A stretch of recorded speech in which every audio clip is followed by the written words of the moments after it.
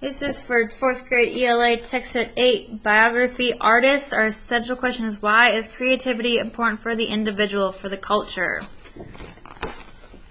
I'm going to read to you about the life of another woman who became a famous artist. The title of today's biography is Me, Frida. The subject is artist Frida Kahlo. The author is Amy Noveski and the illustrator is David Diaz. This is a picture of Frida. How does she look to you? Frida looks like a royal person, done up in jewels. In real life, Frida struggled with feeling exactly the opposite, small and overlooked, in the shadow of her famous husband. Have you ever felt overshadowed by someone else? I wonder if being an artist helped Frida feel more confident.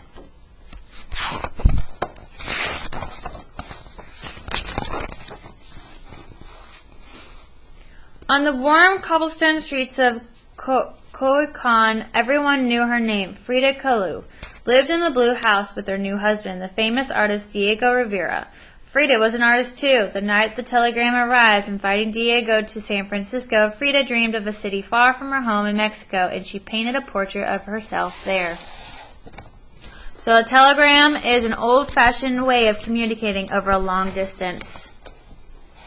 There she packed her blue trunk, and she and Diego flew north. Frida had never left Mexico before. Soon they were standing in the very city she painted. Diego, big as an elephant. Frida, a lovely little bird on his arm. So let's talk about the last sentence. What do you think the author means when he describes Diego as big as an elephant and Frida as a lovely little bird on his arm?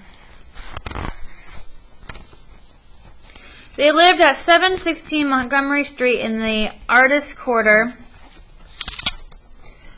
Beneath a leaky glass roof and dangling globes of light, they drank cafe con leche and ate sliced oranges. Outside, the world was cool and gray. Frida felt very far away from home. Diego was working on a mural for the city. While he sketched, Frida was restless. She strummed a guitar. She sang Mexican folk songs called corridos. Quiet, Frida, cooed Diego. He loved his beloved singing, but there was work to be done. Before Diego began painting, he wanted to study his subject. Frida followed him as he explored the city. They climbed up and down its many steep hills. They gazed up at shiny skyscrapers. Diego thought they were great, like ancient ruins. Frida disagreed. They explored orchards and oil derricks, a gold mine and redwood groves. They stood beneath the towering trees. Diego felt empowered by everything he saw. Frida fell asleep on the way home. So what do you think about Frida and Diego so far? And then with a team of assistants, Diego went to work painting entire city walls. Some nights he didn't come home at all. Other nights, Mr. and Mrs. Diego Rivera attended parties. The city's elite celebrated Diego. Frida stood quietly at his side. No one even looked at her. On the long days without Diego, Frida felt lost. She was in a foreign city. She didn't speak much English, and she didn't have many friends. So the word elite refers to a group of people who have the most wealth and status in a society. Have you ever felt that way, the way Frida feels? What do you think might help her? So Frida started exploring the city. The city on her own. She wandered through narrow street markets. She touched pretty birds in tiny ornate cages and searched in little shops for soap to make skirts. She admired moon-faced babies. Frida especially loved Chinatown. It smelled of incense, fish, and fog. Soon, Frida felt bolder and rode on a streetcar. She took a ferry across the Golden Gate and walked in the green headlands high above the ocean. From there, she could see the entire glittering city and all it held, including Diego. It was small enough to fit on the wing of a bird. For once, Frida felt larger than life. Me, Frida. She felt like she could fly. Frida went back to Montgomery Street and painted. She knew she was an artist too. While Diego painted his monumental murals about town, Frida painted small portraits at home. The local press called Frida's portraits passable, or good enough. Good enough was not good enough for Frida. She wanted to be great. One night at yet Yet another party, all eyes were on the great Mexican painter Diego Rivera. Frida stood quietly at his side, but she could hardly contain herself. She thought the American's face resembled dough. She missed Mexico, and she was tired of being quiet. So what does the illustration on these pages show? How does it relate to the words?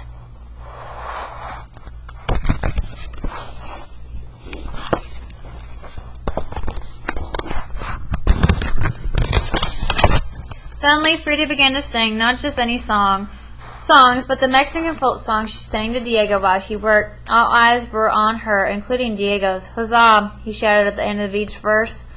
He always knew Frida was marvelous. So are you surprised by what Frida does? What do you think about it? That night, Frida painted something great, a colorful wedding portrait of herself and Diego. She painted Diego big and she painted herself small, just as the world saw them. So what did you learn on this page? What does it help you understand about Frida? But Frida knew she was more than this, and she put herself first. In the beak of a pink bird, she wrote a tiny note on violet ribbon. Here you see us, me, Frida Kahlo, with my adored husband, Diego Rivera. I painted these portraits in the beautiful city of San Francisco, California, in April of 1931. Frida's painting, Frida and Diego Rivera, was featured in the 6th annual exhibition of the San Francisco Society of Women Artists. It was her first show. Adored in her best dress and necklaces of ancient jade, her jet black hair braided, Frida walked proudly through the crowd. When people saw her, they stopped and stared at her in wonder. So what are you thinking about this final picture of Frida and the way the author describes her? Author's note. Frida Kahlo wasn't a famous artist when she met and married her mentor, the great Mexican painter Diego Rivera. Frida adored Diego, and to Diego, Frida was tiny and bright like starlight. She was devilishly brilliant and believed in herself, but she was young and still finding her own unique style. Frida's move to San Francisco in November 1930 was the first time she traveled out of Mexico. The city of San Francisco inspired Frida in her art. While she was living there, her style moved from broad and mural-like similar to Diego's to more intimate and folklore. Perhaps Frida's distance from her beloved home ignited her pride and her passion for where she came from. Frida and Diego Rivera was the first painting Frida created in the style for which she would become famous. It was one of her most loved paintings.